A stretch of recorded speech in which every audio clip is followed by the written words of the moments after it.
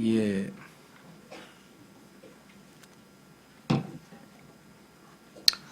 우리 그리스도인들이 하나님의 말씀에 대해서 순종하는 것이 지극히 마땅하나 항상 우리가 순종을 잘하고 있는 것만은 아니라는 사실을 우리 더 이상 여러분의 삶에서나 저의 삶에서 자주 알고 있는, 흔히 일어나는 일이고 잘 알고 있는 일이긴 합니다만은, 그 중에서도 그리스도인들이 가장 순종을 잘 안 하고 있는 구절이 있다고들 해요. 그게 개인적인 아마 생각이실 수도 있겠지만, 하여간 디모데전서 6장 10절에 보면은 하나님께서 찾지는 마십시오. 이거는 오늘 본문과는 상관없이 그리스도인이 잘 순종을 안 하고 있는 말씀의 1위로 뽑힌 말이 뭐냐면,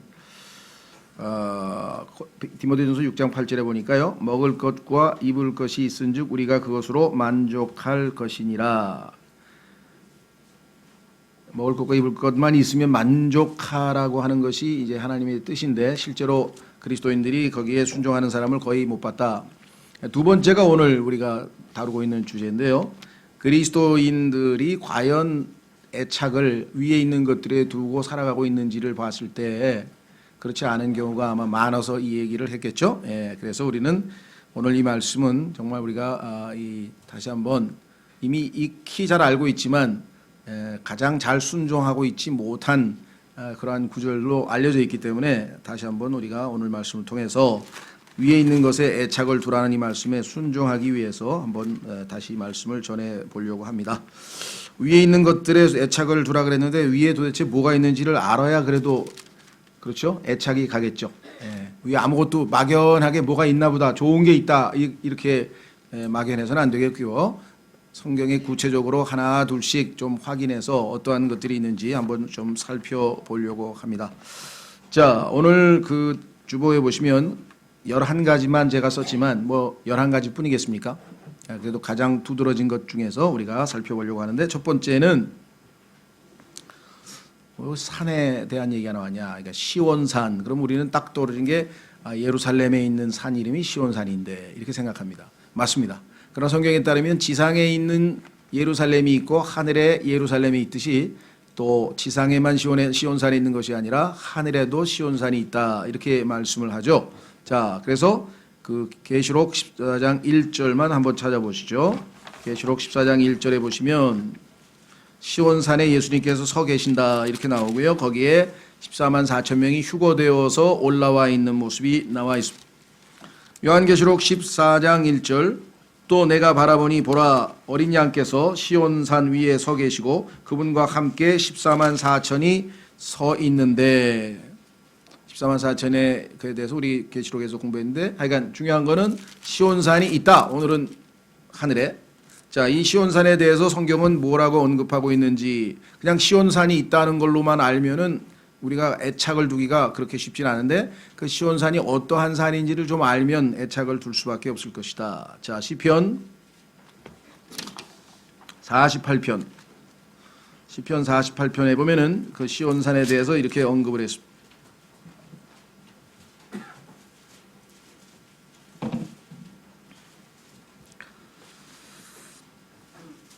시편 48편 1절, 주께서는 위대하시니 우리 하나님의 도시와 그분의 거룩함의 산에서 크게 찬양할지어다. 이제 하나님의 도시에 대해서는 우리가 조금 이따 살펴볼 텐데요.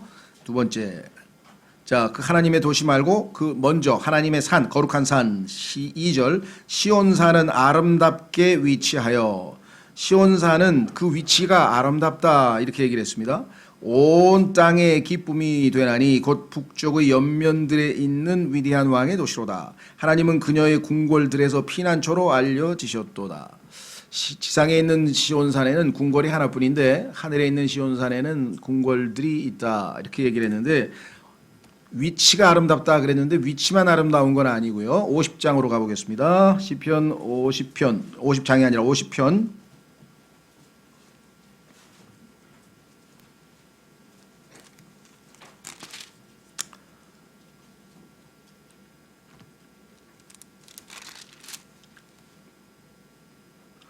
1절, 능하신 하나님 곧 주께서 말씀하시고 해 뜨는 데서부터 해 지는 데까지 땅을 부르셨도다. 아름다움의 완성인 시온으로부터 하나님이 빛을 비추셨도다. 이 시온산의 타이틀 중에 하나가 아름다움의 완성이라 그랬네요. 아름다움의 완성. 얼마나 아름다운지는 잘 모르지만 우리가 완성이라고 하는 말을 통해서 가장 아름답다, 그죠? 최고의 아름다움을 보여준다. 우리 그리스도인들이 가지고 있는 이 약점 중에 하나가 뭐냐면요. 그리스도인은 진리, 진선미 하면 진리에 대해서 아주 관심이 많고요. 두 번째는 선한 사람. 그리스도인은 선과 악, 하나님은 선하신 분이시고 예수님은 선한 일을 하시면서 두루 다니며 선을 행하셨고 우리 그리스도인들도 선한 일을 하도록 창조되었다. 즉 구원받은 목적이 하나님께서 우리에게 정해놓으신 그 선한 일들을 하는 것이다. 여기에 대해서 굉장히 관심들이 많습니다. 그렇죠? 우리가 우리를 통해서 선하신 주님께서 선한 일들을 통해 우리를 하나님께 영광 돌릴 수 있도록. 그런데 이 아름다움에 대해서 강조를 하는 경우는 설교를 듣든 책을 읽든 별로 언급이 별로 많이 되어 있질 않아요. 그렇죠? 사실 성경에서는 하나님에 대해서는 거룩함의 아름다움, 거룩함과 아름다움과 연관이 되어 있고요. 오늘도 보시면 아시지만 하나님께서 이 시온산을 거룩함의 완성이라고 하셨습니다. 아름다움의 완성. 그래서 하나님은 이 땅에 보는 것, 눈에 보이는 것 하나하나 하나님께서 만드신 것은 다 아름답지 않은 게 없어요. 그렇죠? 뭘 하나도 만드셔도 우리로 하여금 입에서 그냥 찬탄이 나올 수밖에 없는, 그렇죠? 꽃 한 송이도 그렇고 나뭇잎 하나도 그렇고 하여간 모든 것이 다 아름다움으로 이 온 땅이 이렇게 덮여 있습니다. 그래서 우리는 우리의 그리스도인의 삶 역시 하나님께서 기대하시는 것은 아름다운, 누가 봐도 착하다 저 사람, 또 아주 이 올바르다, 올바르고 착하다도 우리가 하나님 앞에 영광 돌리는 그리스도인의 삶의 모습이지만 더 볼 때 그냥 정말 아름다운 삶을 살고 있구나라고 하는 평가를 받는다면 우리가 하나님께 더 크게 영광을 돌리지 않을까 그렇게 생각합니다. 그래서 이 땅에서 그 아름다움에 대해서는 뭐 여러 가지가 있겠지만 성경에 보면은 우리가 내면적인 아름다움에 대해서, 그죠? 예수 그리스도께서는 외모는 성경에 보니까 그렇게 아름답지 못하다라고 이사야서 53장에 써 있죠. 그러나 그 내면이 온통 아름다우신 분이시고, 그래서 이 시편 45편에 보면은 그리스도인, 즉 예수 그리스도의 신부의 모습도 그 속이, 그 내면이 온통 영화로우니라고 성경에 써 있습니다. 그렇다고 해서 우리가 외면적 아름다움에 대해서 부인하는 건 아닙니다. 그러나 우리 성경에서 내면적 아름다움에 대해서 얼마나 많은 강조를 하고 있는지 거룩함과 연관이 되어 있다라고 하는 사실. 자, 그래서 우리는 첫 번째 시온산, 아름다움의 완성. 이 땅에서도 아름다운 곳 찾아서 떠나죠. 여행들 보면 다 뭐 아름다운 그 명소를 막 소개를 많이 하잖아요. 그렇죠? 그래서 거기 가보면 다 정말 아름답습니다. 그런데 이 땅에 있는 게 아니라 하늘에 하나님께서 아름다움의 완성인 그 시온산을 세워두셨다고 하니까, 그 위치가 아름답다고 하니까 얼마나 아름다울지는 우리가 정말 어떻게 돼요? 기대해야 되고 그리워해야 된다. 그게 애착을 두는 거예요. 그죠? 하나님께서 말씀하셨는데 뭐 그때 가서 보면 되지 뭐 이렇게 생각하시면 안 되고, 고향을 그리워하듯 성경에 보니까 본향을 이제 두 번째에 보면 본향이란 말이 나오는데요. Heavenly Country, 우리 하늘에 있는 우리의 고향을 그리워하듯이 시온산도 우리의 고향의 일부라는 것이죠. 그렇죠? 그리스도인들 중에서 나 시온산에 꼭 정말 가보고 싶다, 이렇게 간절한 기대감과 애착이 있어야 되는데, 셋째 하늘에 시온산이 있다는 사실을 알고 있는 그리스도인도 얼마 안 된다는 거예요. 이거는 안 되는 거죠. 그렇죠? 우리 성경대로 믿는 그리스도인들은 정말 셋째 하늘에 있는 그 시온산이 얼마나 아름다우냐, 그거 다 우리에게 주시기 위해서 하나님께서 만드신 거라고 성경에 써 있잖아요. 예비해 두신 것, 우리를 위해서 예비해 두신 것이라고 성경에 나와 있습니다. 자, 두 번째는요, 거기에 산에 도시를 세워 놓으셨어요. 아름다운 하나님의 도시예요. 그 도시 이름은. 그런데 그것은, 자, 히브리서 12장으로 갑니다. 히브리서 12장에 가면은 하늘에 있는 것들의 목록이 리스트로 쭉 나와 있어요. 히브리서 12장.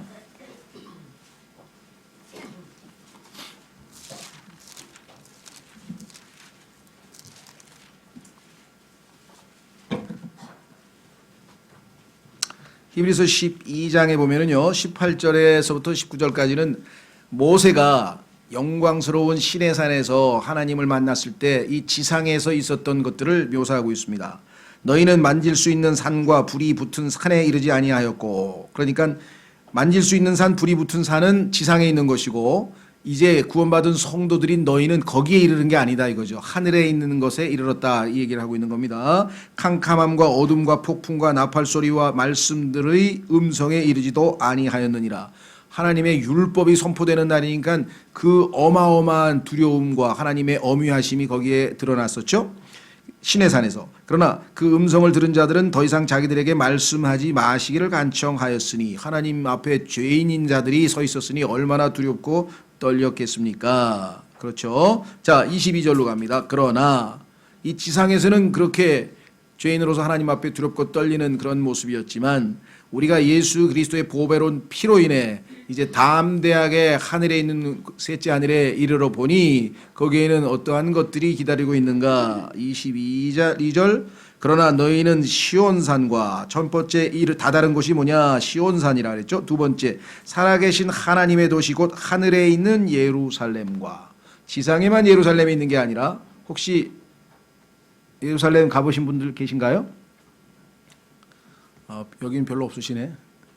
요즘 애들 뭐 한국에 뭐라나요, 성지순례라 그래가지고 많이들 가시는데, 하여간 저는 아주 오래전에 1983년도에 유학 시절에 돌아오면서 예기치 않았던 돈이 하나님이 주셔서 그걸로 하여간 열흘 동안 잘 보고 왔는데, 뭐 가장 아름답다 그러죠. 거기 가면요, 약간 베이지색 돌로, 도시 전체가 다 돌집인데 약간 베이지색 비슷하게 아주 독특한 돌이에요. 그래서 이 예루살렘 성읍 자체가 다 돌로 된 집이고 아름답습니다. 근데 뭐 지금 성전은 물론 없지만요. 그런데 그곳에 원래 있었던 그 성전의 아름다움에 대해서, 솔로몬의 성전, 그 다음에 헤롯 성전, 다들 제자들도 너무너무 아름답다 그러면서 예수님 보고 보시라고 할 정도였으니까 얼마나 아름다웠겠어요. 그렇죠? 예. 그런데 그거는 모형에 불과하거든요. 실체는 어디냐? 하늘에 있는 새 예루살렘은 얼마나 아름답겠나 한번 보겠습니다. 뭐 백문이 불여일견이라고 그렇죠? 봐야죠 한번. 직접 우리가 보겠습니다. 계시록 21장으로 가면 여러분과 제가 나중에 거하게 될 이 새 예루살렘에 대해서 막연하게 새 예루살렘 참 좋은 것이야, 너희들 오면 내가 보여줄게가 아니고 하나님께서 아주 자세하게 설명을 해놨어요. 왜? 애착을 갖도록. 얼마나 멋있는 곳인지 거기 한번 꼭 살아보고 싶다, 그런 마음이 들도록. 자, 보겠습니다. 계시록 21장. 계시록 21장 9절부터 마지막 일곱 재앙을 가득 담은 일곱 병을 가졌던 일곱 천사 중 하나가 내게 와서 나와 이야기하며 이르되 이리로 오라, 내가 신부 곧 어린 양의 아내를 내게 보여주리라 하고 영 안에서 나를 데리고 크고 높은 산에 이르러 하늘에서 하나님으로부터 내려오는 저 큰 도시 곧 거룩한 예루살렘을 내게 보여주었는데, 여기서 이제 혼동이 생깁니다. 아내를 보여준다 그랬는데 예루살렘을 보여줬으니까 그럼 예루살렘이 아내냐? 그런데 왜 갈라디아서 4장 26절에는 우리 모두의 어머니라 그랬는데, 위에 있는 예루살렘이 우리 모두의 어머니라 그랬는데 그 어머니도 됐다가 아내도 됐다, 이건 좀 뭔가 어렵죠. 그렇죠? 그래서 이거는 추측하지 마시고요. 새 예루살렘이라고 하는 그러한 곳이 우리가 거할 곳이기 때문에, 그래서 그곳에 거하고 있는 우리를 보여주기 위해서 하나님께서는 거기에 거하고 있는 예루살렘 성을 보여주신 것이겠죠. 자, 우선 뭐 그건 교리적으로 우리가 천천히 나중에 좀 따져보고요. 답은 없습니다. 성경에서 두 가지로 아내인 동시에 지금 여기 보니까 어머니라고 얘기를 했는데, 자, 우선 도시에 관심을 가져주십시오. 11절 그 도시에 하나님의 영광이 있더라. 하나님의 영광이 임재하고 있는 도시에서 여러분과 제가 거하게 될 터인데, 그것의 빛은 지극히 귀중한 보석 같고 자, 이 땅에서 우리는 보배로운 돌이라 그래서 보석이라고 하는 말을 쓰거든요. precious stone이라 그래가지고. 그런데 most란 말이 들어가 있어요. 그러니까 뭐 이 땅에 있는 보석보다는 훨씬 더 영광스러운 그 모습이겠죠. 그 다음에 벽옥 같으며, 여기 보석 전문가 안 계시죠? 네, 저도 이 성경에 나오는 이 보석들에 대해서 누가 한번 멋지게 전문가가 와서 좀 보여주면서 설교 한번 해주면 좋겠는데, 아직은 제가 이런 기회를 못 받은 것 같아요. 기도해서 보석상이 저 교회 한번 오시도록 보석 전문가 하나 와서 성경에 나와 있는 보석에 대해서 한번 특강을 들었으면 좋겠는데, 예, 그럼 훨씬 더 실감이 날 거 아니겠습니까? 벽옥 같으며, 그 다음에 수정같이 막더라. 그 도시에는 그 크고 높은 성벽이 있었고 12문이 있었으며 그 문들에 12천사가 있었고 그 문들 위에 이름들이 기록되어 있었는데 그것들은 이스라엘 자손들의 12지파의 이름들이니라. 우리는 남대문, 동대문, 뭐 숭례문, 뭐 무슨 광희문 아니고 이름이 벌써 다 이스라엘 12지파의 이름들이 붙어 있는 새 예루살렘에 이 각 12대문이 있습니다. 지상에는요, 예루살렘에 있는 문이 뭐 물문, 똥문 막 좀 이상해요. 예루살렘 지상에 있는 예루살렘의 분들은 이름이 조금 그래요. 근데 여기는 정말 아주 멋진 12지파 이름까지 붙어 있고 13절 동쪽의 세 문, 북쪽의 세 문, 남쪽의 세 문, 서쪽의 세 문이 있으며, 항상 하나님은 지난번에 우리 6월 6일 날 숫자와 관련지어서 셋과 관련된 얘기 했었죠. 14. 그 도시의 성벽에는 12기초가 있고 그것들 안에 어린 양의 12 사도들의 이름이 있더라. 아, 그러니까 지파의 이름, 사도들의 이름 다 나오죠. 성경 공부 잘 해두셔야지 또 거기 가서 이거 가면서 이런 사도도 있었나? 예? 이름 또 이렇게 헷갈리면 안 되시고요. 자, 15절. 나와 이야기하던 자가 그 도시와 그 도시의 문들과 성벽을 측량하려고 금 갈대를 가졌더라. 그 도시는 네모 반듯하게 있으며 길이가 너비만큼 길더라. 그가 그 갈대로 도시를 측량하니 12,000 스타디온이더라. 그것의 길이와 너비와 높이가 같으니라. 이 스타디온에 대해서도 관심 있는 분들은 또 뭐 공부하시면 되겠죠. 저희가 이 계시록에서 공부를 해놨으니까. 그 도시의 그가 그 도시의 성벽을 측량함에 사람의 치수 곧 그 천사의 치수에 따라 144 큐빗이더라. 그 도시의 성벽 건조물은 벽옥으로 되어 있고 그 도시는 순금이며 맑은 유리 같더라. 여러분들 지상에 있는 금은 맑은 유리 같은가요? 예. 아마 순금 100% 아무런 불순물이 없으면 금이 맑은 유리처럼 보이는 모양이에요. 여기 성경에 써 있습니다. 자, 성경은 하나님 거짓말을 하지 않으신다 그랬으니까. 자, 그 도시의 성벽 기초들은 온갖 종류의 보석들로 장식되어 있는데 첫째 기초는 벽옥이요, 둘째는 사파이어요, 셋째는 옥수요, 넷째는 에메랄드요, 다섯째는 홍마노요, 여섯째는 홍보석이요, 일곱째는 귀감낭석이요, 여덟째는 녹주석이요, 아홉째는 황옥이요, 열째는 녹옥수요, 열한째는 청옥이요, 열두째는 자수정이더라. 이게 정확하게 사실이 아니고서야 이렇게 보석 이름을 일일이 다 적어놨겠습니까? 하나님께서 다 만들어 놓으신 보석인데, 그렇죠? 제가 옛날에는 보석에 관심이 없었어요. 뭐 어차피 내게 될 게 아니니까. 성경을 읽고 나니까 보석상을 지나갈 때마다 가면서 저게 자수정인가? 아니 저게 녹옥수인가? 그렇다고 사지도 않으면서 물어볼 수도 없고. 그렇죠? 성경을 펴서 그냥 복음을 전할 겸해서 딱 가서 여기 써 있는 거 좀 가르쳐 줘 보십시오 하고. 요건 저 진품이 아니니까 제가 진품 있는 데를 알려드린다고. 21절 그 12문은 12진주, 문이 진주로 돼 있어요. 문. 근데 진주가 동그랗지가 않나? 왜 하여간 좀 상상이 안 가죠.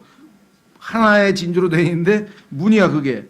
그 다음에 각각 한 개의 진주로 되어 있고 그 도시의 거리는 순금이며 마치 투명한 유리 같더라. 뭐 이것 이외에도 이제 21절부터 이제 자, 이와 같이 하나님께서 우리가 거처할 새 예루살렘을 이렇게 자세하게 치수까지, 그 다음에 그 기초석까지, 대문까지 다 자세하게 설명을 했는데도 관심도 없고, 애착은커녕 관심도 없으면 어떻게 되겠어요?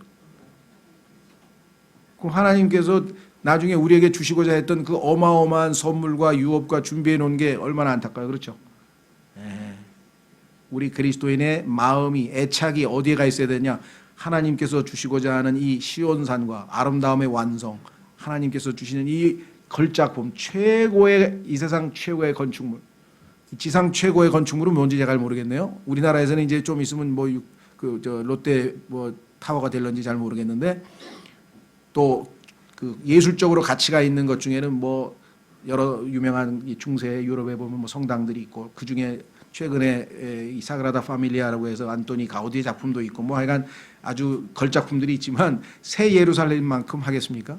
그렇죠. 예, 그래서 정말 기대가 크고요. 우리의 마음이 애착이 가 있어야 된다. 자, 세 번째로 다시 돌아갑니다.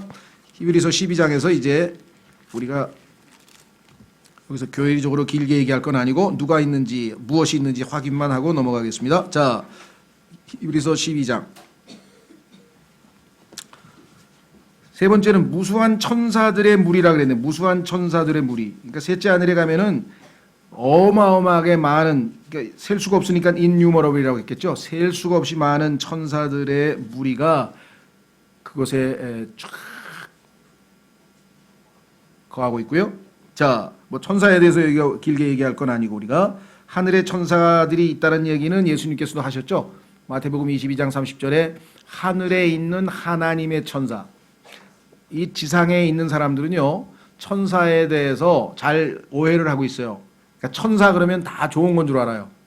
그렇죠. 근데 성경에 따르면 아닙니다. 성경에는 하늘에 있는 하나님의 천사, 이게 예수님이 마태복음 22장 30절에서 하신 말씀인데 그들은 죽지도 않기 때문에 시집가고 장가가고 그럴 필요가 없다 그랬어요. 그런데 원래 하늘에 있도록 하나님이 정해 놓으셨는데 자신들의 위치를 떠나서 지상으로 내려와서 하나님이 원래 부여하셨던 그들의 지위, 그 지위는 섬기는 영들인데 섬기는 영에서 지상에 내려와서 사람의 딸들과 혼인을 한 원래 하늘에 있는 하나님의 천사가 아니고 땅에 내려온 마귀의 천사들은 마지막 종착역을 하나님께서 마귀와 그의 천사들을 위하여 지옥을 불못을 예비해 놓으셨다고 마태복음 25장에 써놨거든요.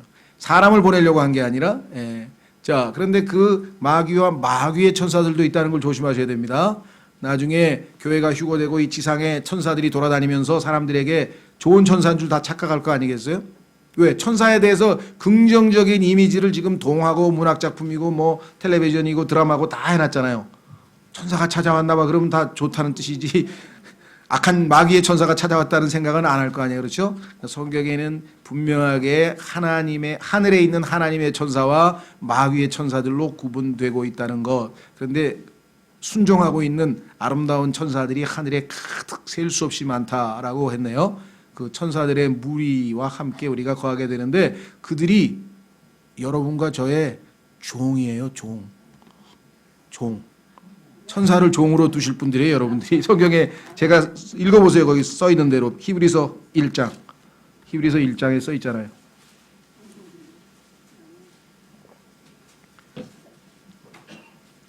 천사들은 여러분과 저의 종들이고요. 여러분과 저는 예수 그리스도와 하나님을 섬기는 종들이 될 거라고 성경에 써 있어요.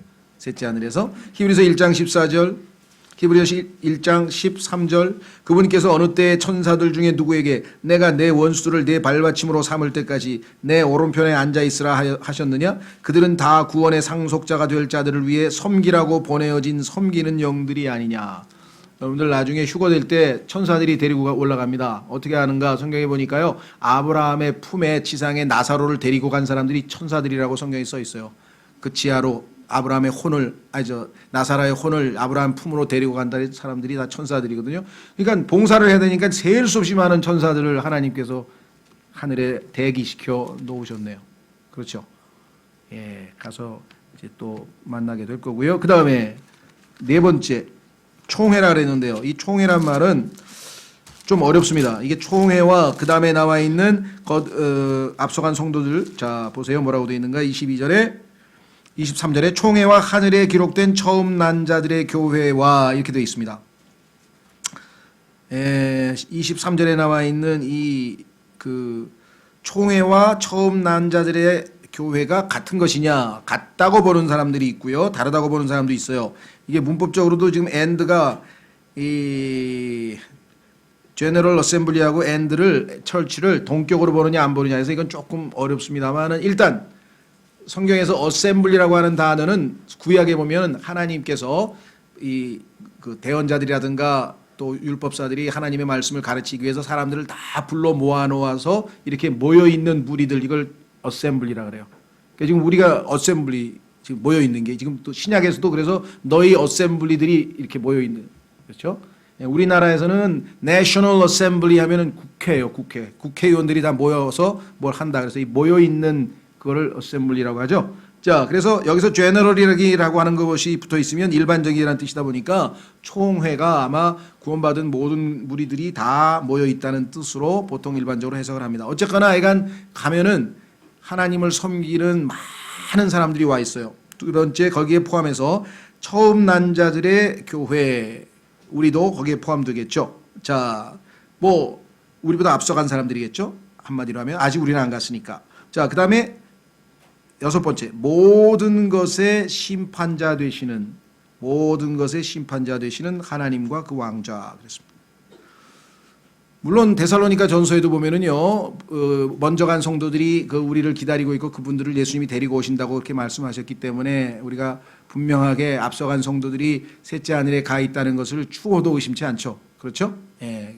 자, 그래서 그 말씀으로 서로를 위로하라고 했으니까 오늘 이 말씀이 앞서간 성도들이 분명히 하늘나라에 가 있다라고 하는 것은 확신하고요. 자, 그 다음에는 하나님이 계신다. 뭐 이거는 너무나 당연한 것이죠. 하나님과 그분의 왕좌가 우주의 최고 지휘부인데요. 거기서 결정이 되면 모든 우주는 그분의 권위하에, 그분의 말씀하에 다, 그렇죠? 뭐 어떻게 하시는지 모르겠어요. 말씀으로 하시는지 어떻게 하시는지 모르겠어요. 비, 천둥, 번개, 바람, 식물이 자라는 것, 모든 것, 이 모든 것이 다 하늘에 있는 하나님의 왕좌에서 결정돼서 모든 일들이 다 일어나는, 심지어는 이 지상에 일어나는 여러분과 저의 행불행 중에 상당수가 보이지 않는 곳에서 결정될 수도 있죠. 제일 유명한 책이 욥기 아닙니까? 욥기가 겪은 불행을 결정이 난 게 바로 셋째 하늘에서 하나님의 왕좌에서 결정이 났잖아요. 그래서 우리는 이 하나님의 왕좌 앞에 가서 하나님의 결정을 좀 바꿔주시도록 기도를 하잖아요. 기도. 그게 히브리서 4장의 은혜의 왕좌잖아요. 왜? 하나님의 왕좌는 여기는 지금 심판을 하시지만 우리 그리스도인에게는 은혜의 왕좌요, 그 다음에 긍휼과 필요한 때에 도우시는 은혜를 가지고 우리를 대해주시는데, 왜냐하면 옆에 우리의 변호자 되시는 예수 그리스도께서 중재자로서 계시죠. 자, 그래서 거기 8절에 보시면 새 언약의 중재자이신 예수님이 나와요. 새 언약의 중재자이신 예수님께서 거기 계신다고 24절에 써 있잖아요. 그렇죠? 자, 그래서 그 위에는 완전하게 된, 안전이 아닙니다. 안전이라고 되어 있나요? 아, 맞네요. 완전하게 된 의인들의 영들이라고 되어 있는데요. 이것은 구약 성도들을 지칭하는 것으로 보통 해석하는데 조금 어렵습니다. 하여간 구약 성도가 됐든 신약 성도가 됐든 모든 구원받은 사람들은 다 지금 셋째 하늘에 가 있고, 그렇지 않은 사람들은 마귀와 마귀들의 천사들을 위하여 예비해 놓은 곳으로 다 갔다. 그렇죠? 자, 그래서 우리는 새 언약의 중재자이신 예수 그리스도, 거기에 예수님은 우리의 변호자로서 서 계신다. 지금 현재 확인해 보겠습니다. 여러분들, 이 세상에서 제일 억울한 사람이 누군지 아세요? 자기를 변호해 줄 사람이 없는 사람이에요. 자기는 잘못을 한 게 없어. 근데 지금 억울한 일을 당했어. 근데 변호사를 살 돈이 없어. 변호사가 있어서 자기를 대신해서 변호를 해서 자기의 억울함을 풀어줘야 될 거 아니에요. 그렇죠.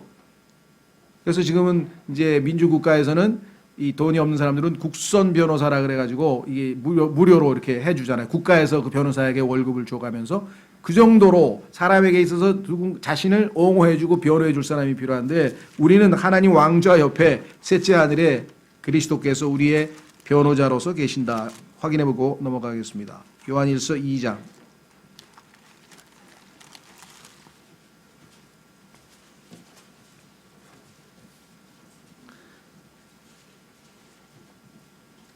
요한일서 2장 1절.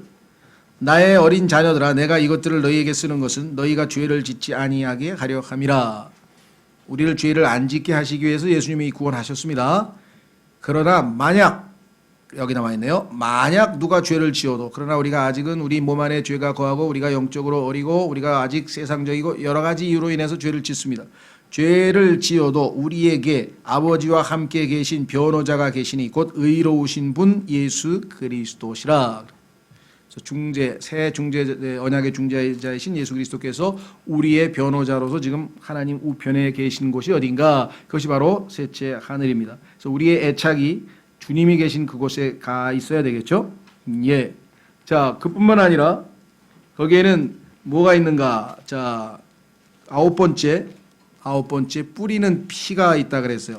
예수 그리스도의 피가, 자, 지금 우리가 읽었던 요한 1서에 보면은 우리가 죄를 자백하면, 죄를 지었어요. 그 변호자가 계실 때 그 변호자에게 우리의 죄를 자백하면 그 자백을 근거로 해서 용서하시고 우리를 모든 불의에서 깨끗하게 하신다라고 요한 1서 1장 9절에 약속이 되어 있잖아요. 그 근거가 뭐냐? 뿌리는 피가 하늘에 있기 때문에 우리를 용서하실 수가 있는 것이에요.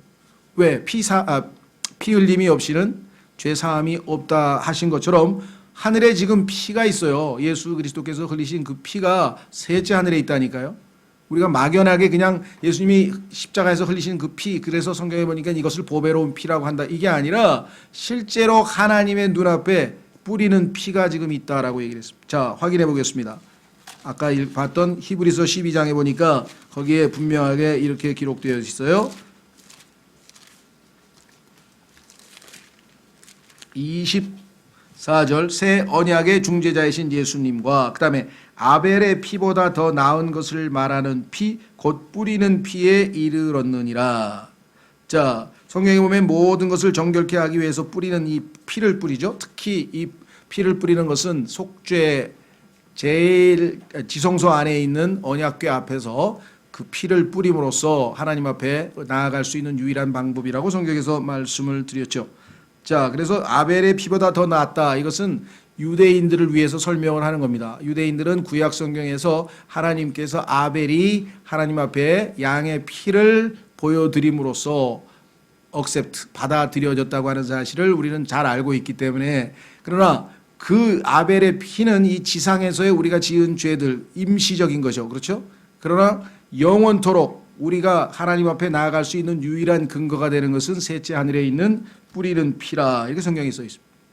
그러니까 하늘에 가는 순간에 우리는 하나님 앞에 당당하고 떳떳하게 나아갈 수 있는 것은 우리를 죄 사할 수 있는, 죄를 면할 수 있는 뿌리는 피가 하나님 앞에 놓여져 있기 때문에, 흘려져 있기 때문에 가능하다. 이렇게 성경이 분명하게 약속을 했네요.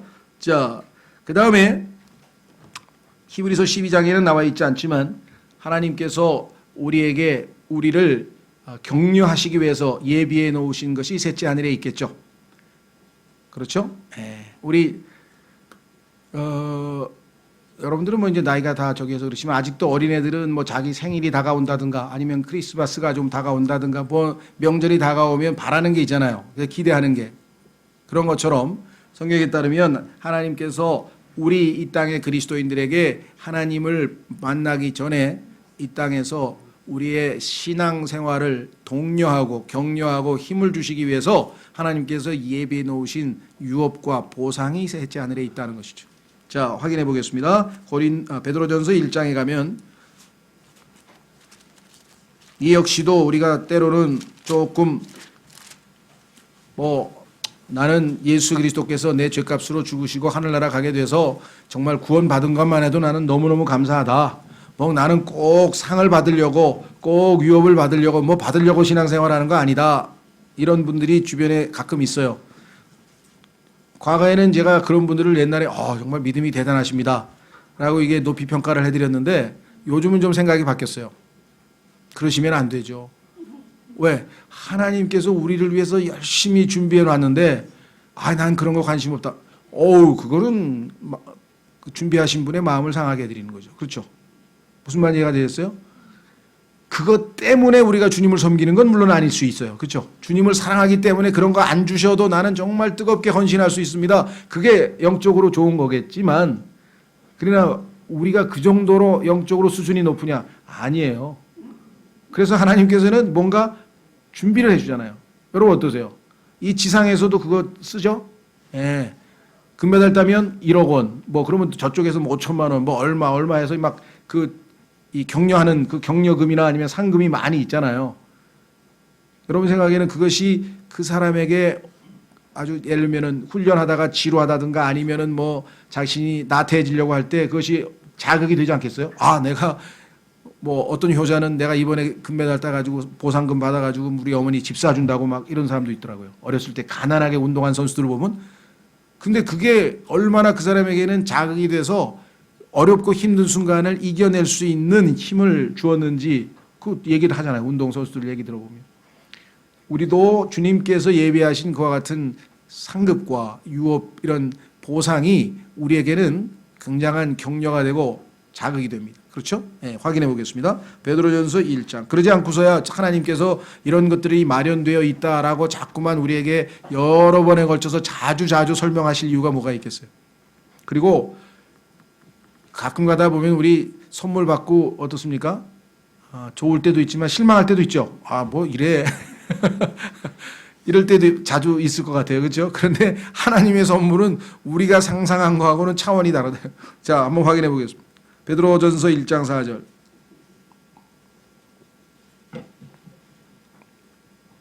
(3절부터) 보겠습니다. 하나님 곧 우리 주 예수 그리스도의 아버지를 찬송하리로다. 그분께서 자신의 풍성하신 긍휼에 따라 죽은 자들로부터 예수 그리스도를 부활하게 하심으로 우리를 다시 낳으사, 이게 거듭난 거죠. 그래서 다시 낳으사 산 소망에 이르게 하셨느니라.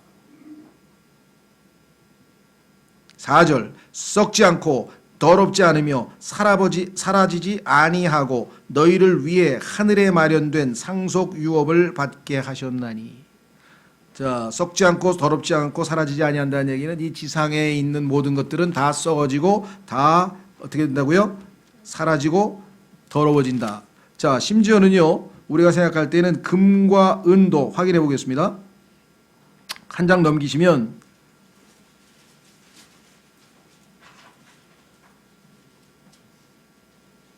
23절. 너희가 다시 태어난 것은 썩을 씨에서 난 것이 아니요 썩지 아니한 가만있어 보자. 그거 아니네. 하나님 썩을 금과 은. 예? 18절. 죄송합니다. 제가 썩는 것만 찾다 보니 18절 보시면 거기 이렇게 나와 있어요. 신기한 말씀이 있는데 너희가 알거니와 너희 조상들로부터 전통으로 물려받은 너희의 헛된 행실에서 너희가 구속받은 것은 은이나 금같이 뭐라고요? 썩을 것들로. 이 땅에 있는 거는 금과 은도 다 썩고 다 더럽혀지고 다 사라져버리는 거예요. 하늘에 있는 거는 순수하고 오염되지 아니하고. 왜? 성경에 보니까 그분께서는 pure, 순결하신 분이기 때문에 이 땅에 있는 너희들도 순결하리. 예수 그리스도의 보배로운 피로 날마다 씻고 하나님의 말씀의 물로 날마다 씻고 그래야 우리가 순결한 삶을 유지할 수 있죠. 우리는 또 더럽혀지니까 또 씻고 또 더럽혀지니까 또 씻고. 자, 그래서 우리의 유업과 보상이 지금 하늘에 있는데 보상은 이제 여러분들 잘 아시니까 그 복습을 하고 넘어가겠습니다. 자, 왕관, 크라운이라고 그러죠. 5종류의 왕관을 하나님께서 하늘에다가 준비해 놓으셨죠. 그렇죠. 그림도 이렇게 선명하게 떠오르는 사람이 있을 텐데 첫 번째 무슨 왕관입니까? 여러분과 제가 복음을 열심히 전했는데 그 복음을 전하면 죄인이 회개해서 구원을 얻게 되고 죄인 한 사람이 회개하면 하나님께서는 하늘에서 어떤 일이 벌어진다 그랬습니까? 기뻐하신다 그랬죠. 그래서 복음을 전해서 구령을 한 그것에 대한 하나님의 보상은 환희의 관이라 그랬어요. 우리가 환희의 왕관을 하나님 앞에 가서 쓰게 될 것이다 이렇게 얘기를 했죠. 자, 그 다음에 이 땅에서 우리가 주님을 섬기다 보면은 시련을 당하잖아요. 여러 가지 시련을 겪을 때 그 시험에 넘어지지 아니하고 죄를 짓지 아니하고 잘 이겨내고 승리를 하게 되면 그렇죠. 끝까지 견뎌서 죽기까지 승리하면 받는 왕관, 생명의 관. 그렇죠? 생명의 관은 순교만을 얘기하는 건 아닙니다. 성경에 보면 야고보서에서 우리가 시련을 믿음으로 잘 승리하고 이겨내는 사람은 생명의 왕관, crown of life라 그랬죠? 예. 그 다음에 이 땅에서 우리가 신앙생활 하면서 절제하지 아니하면 운동선수가 시합에 나가서 승리할 수 없듯이 우리의 삶에 있어서도 절제의 삶을 살아야 된다. 그래서 절제할 때에는 어떤 관? 썩지 않을 왕관. 왜? 올림픽에 나가서 받는 왕관은 썩으니까 우리의 왕관은 썩지 않을, 지금 베드로전서에 나와 있는 것처럼 썩지 않을 왕관을, 여러분들 이거 저는 자주 외요. 꼽아가면서 다 외운다고 이렇게 딱 해서, 아, 요건 썩지 않을 왕관, 고린도전서 9장 27절. 그 다음에 네 번째.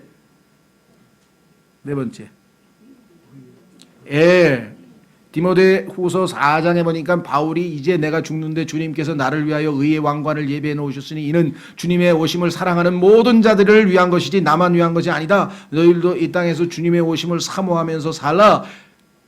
그런데 그분은 순결하시니 그분이 순결하신 것처럼 너희도 순결하게 살면서 주님의 오심을 갈망하면 너희에게 의의 관을 주시리라. 의의 왕관.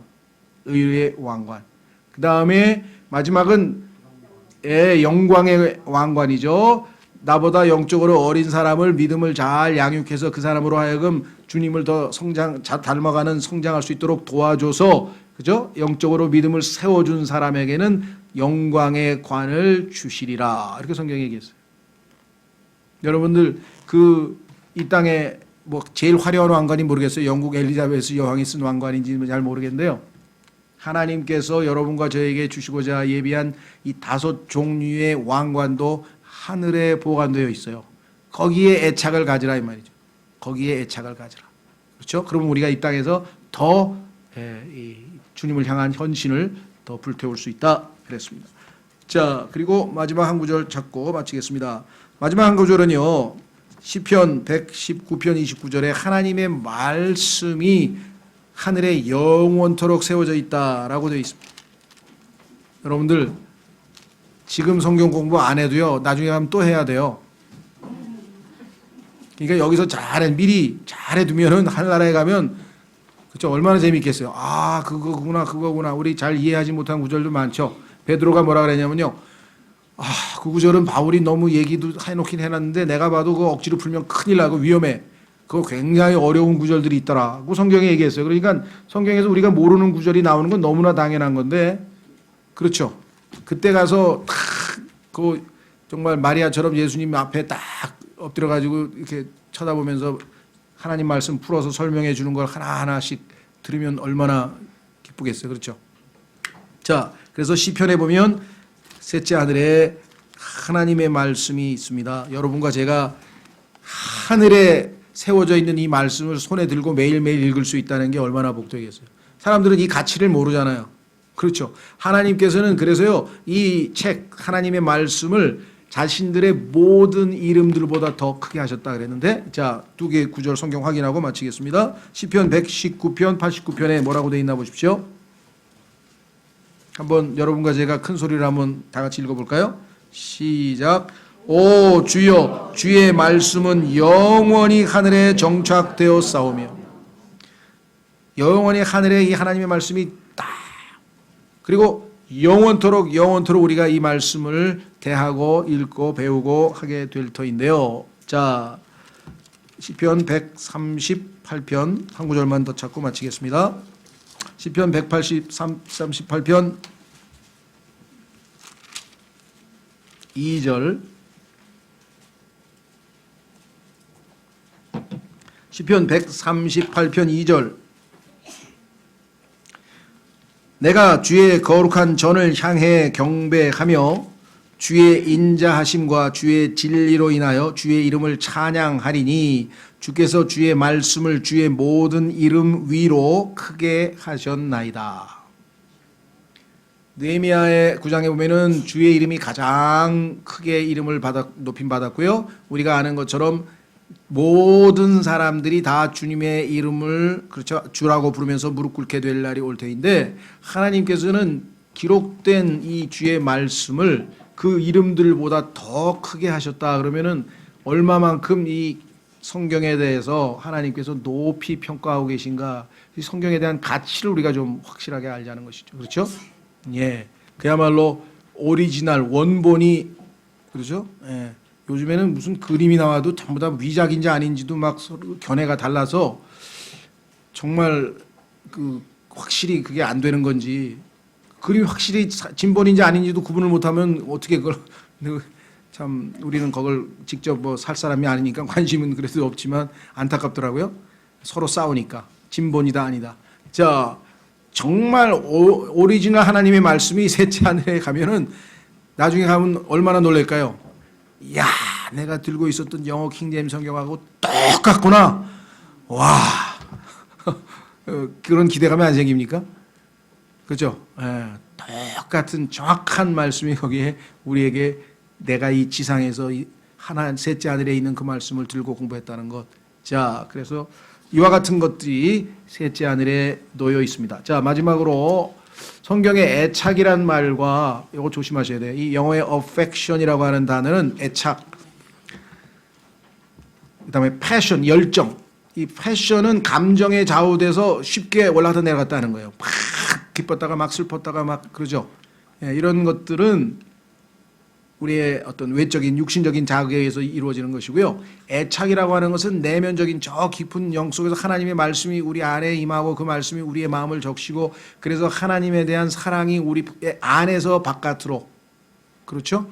예, 그래서 애착이라고 하는 것은 굉장히 아주 친밀감 있는 아주 이 정적이지만은 아주 우리가 얘기하는 그런 의미에서의 사랑이고, 이 어떤 젊음의 열정 이럴 때는 이거는 금방 식어버리잖아요. 막 좋았다가 막 그냥 슬펐다가 기뻤다 이게 아니라 이거죠.